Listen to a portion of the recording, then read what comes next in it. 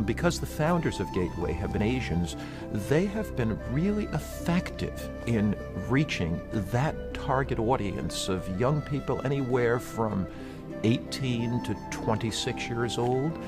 They are a vibrant, biblically based, Christ-centered group of young people that are committed to the mission of Christ. They are fearless in their proclamation.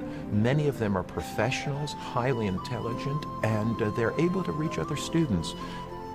When you look at cities today, they are multi-ethnic.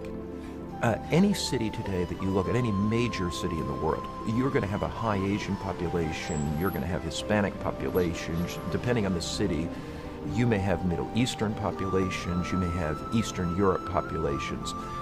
That's one factor. There's a changing demographic in the inner city. Another aspect in the inner city is many young people moving back into the city today. The flight of the cities, I think, is over. You've got young people that are coming back into the city. They want to be where the action is. They want to be where life is. Young people today particularly are looking for authentic Christianity. They're looking for something genuine. They don't want ritual. They don't want sham. They don't want pretense. And they're willing to make unusual commitments. When you get a church like Gateway that says, look, we're not going to spend a lot of time on fluff.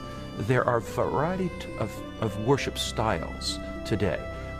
Everything from the ultra-contemporary to the traditional. Gateway is a very unique church because it has targeted not a worship style to attract, but it has said, look, we want to have a biblical foundation. We want to be an authentic New Testament biblical community. And what's important to us is openly following the Christian principles of the Bible. And that has attracted young people to them. It may teach us something as a religious community, and it may speak to other religious communities as well who've said, you know, if I want to attract young people, maybe I need to be a little more contemporary in my music approach. Maybe I need to be a little more entertainment oriented. Maybe I need to be a little more amusement oriented. Maybe we need to capture them that way.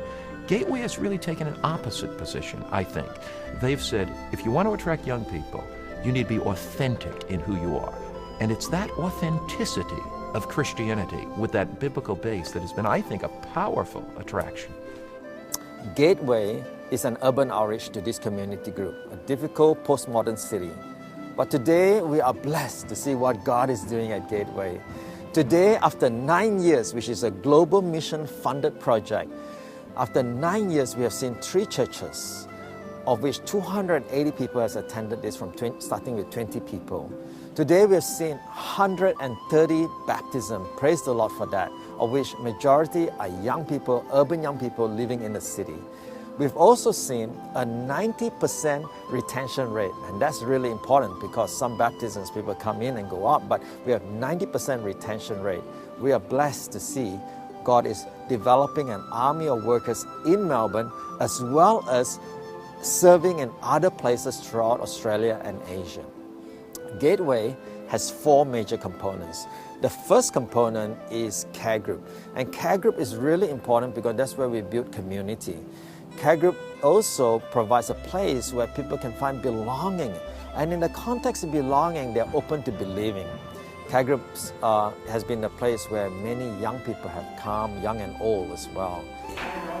My name's Lauren. I work as an editor. And care group for me is more than just a small group situation. Care group is an opportunity where I can learn how to love others and to share that love of Jesus with other people. So often as Adventists we come together, but often our coming together is all about mutual encouragement and fellowship.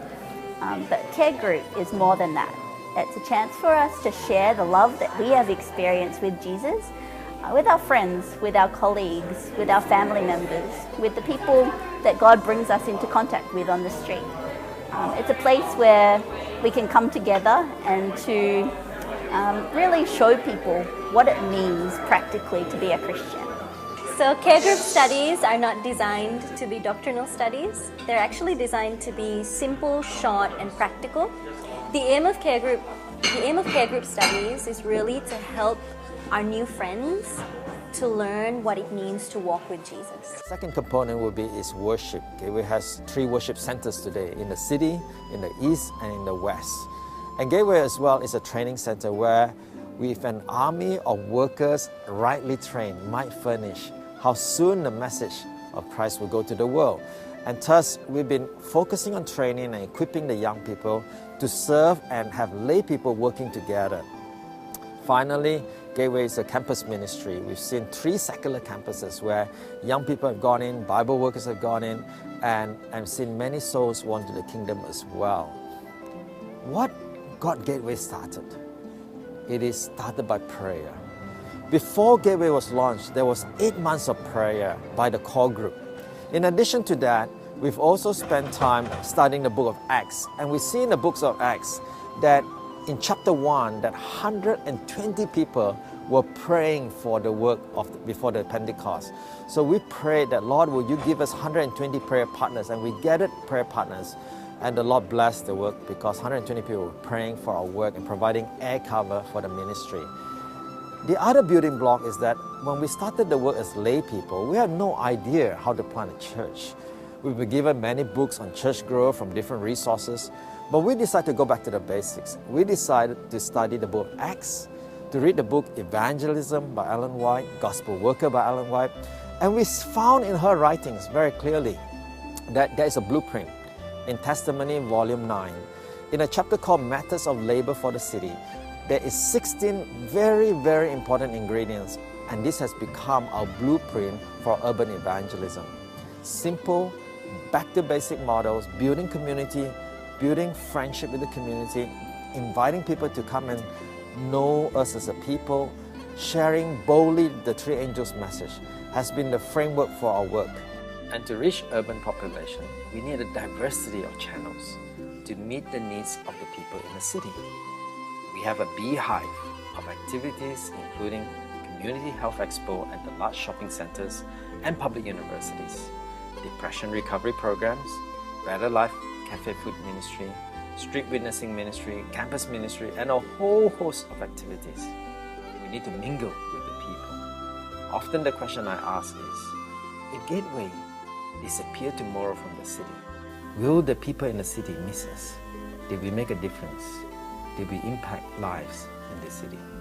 Today, the work continues to expand, but we need to train. So Gateway continues to provide training programs for young people in Gateway with Bible Worker Program, as well as providing a yearly training conference. As well, today we provide an online training school called Rightly Train. Rightly Train today has 206 countries accessing it, 500,000 video downloads. Today we have seen that expand, and we are blessed to see other churches blessed by what God has given us. When young people have a vision for God's work, when they are excited, you will see their lives change.